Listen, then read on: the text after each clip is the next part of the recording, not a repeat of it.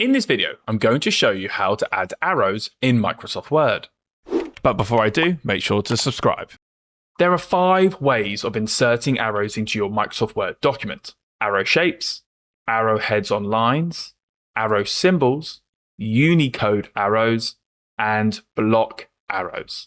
Arrow shapes are the standard drawing arrows used for diagrams and annotations. So open up Insert at the top of the ribbon, click Shapes, and then we're going to look for the line section. And from here, you'll notice the basic line arrows. So we've got line arrow, and we've got line arrows with double heads, and then we've got different variations. Simply select the one you want, like this one here, and then click and drag onto your page.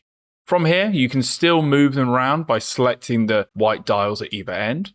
In addition, you can change the colors up here, and you can add outlines and other shape effects.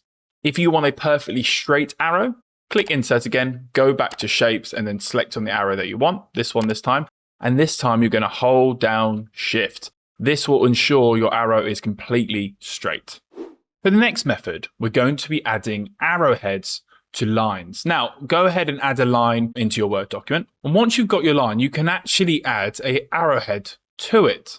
To do this, select your line that you put into your document, then select Shape Format. From here, click on Shape Outline and go down to the bottom where it says Arrows. And from here, if you just put your cursor over it, you can see what the arrow is going to look like. In addition to that, you can either put the arrowhead on either side or on both ends of the line. If you want more customization, then click on More Arrows. The side panel, if you go to the bottom, it says End Arrow Type. You can change it to this. And then you can have the Begin Arrow Type to be something different. That just means that ultimately you can really add some different customizations to your lines to have different types of arrowheads to them. For the next method, we're going to be looking at arrow symbols, which are text-based arrows, but we're not going to be typing them, we're going to be inserting them. To do this, select on Insert at the top of the ribbon, then go to Symbol. I want you to select it and then just select More Symbols. From here, I want you to go to Subset and just select on the downward arrow and start typing in arrows. And if it doesn't come up, you can probably scroll right to the bottom or keep navigating until you find it. Here we go, arrows. Then you'll notice straight away it highlights the first type of arrow. Remember, you need to be in font type normal text. Here I've got this type of arrow. I can click Insert, this type, Insert, and lots of different variations of arrows. Once you're happy, click Close, and there you have an assortment of different arrow types. You can also now just copy and paste like that. For our next method, we're going to be using something called Unicodes, which is ultimately a set of numbers and letters that create symbols when we use Alt and X. For example, I can turn 2192 into this arrow. I'm going to put all of these Unicodes and their symbols in the description below. But how do I turn this set of numbers and digits into these? Well, very easy. Type in the number, or the code I should say, select afterwards, then press Alt X, and it will turn it into the arrow.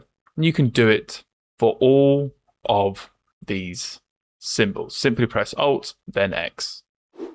Additionally, you can of course just type in the arrows. Simply press dash twice with a greater than sign, and that will turn it into an arrow. For our last method, we're going to be using block arrows. To do this, select Insert, Shapes, and navigate down to block arrows. These are also treated in the same way that we used lines earlier. Simply select the one you want, and you can draw it in. Remember, if you want a perfectly square or straight arrow, just hold down the Shift button to do that. When you're happy, just let go. The great thing about block arrows is that they have more customization. These yellow circles indicate where you can move parts of the arrow to best suit what you're looking for. So if I stretch it out, I can then use this to bring in my arrowhead or bring it out. And then I can use this one here to create the thickness of the arrowhead itself. If this video helped you, click like, subscribe, and hit that notification bell. And if you want to learn more about how to insert lines and other types of shapes into your Word documents, then visit my website at www.wordmadeeasy.org. The link is in the description below.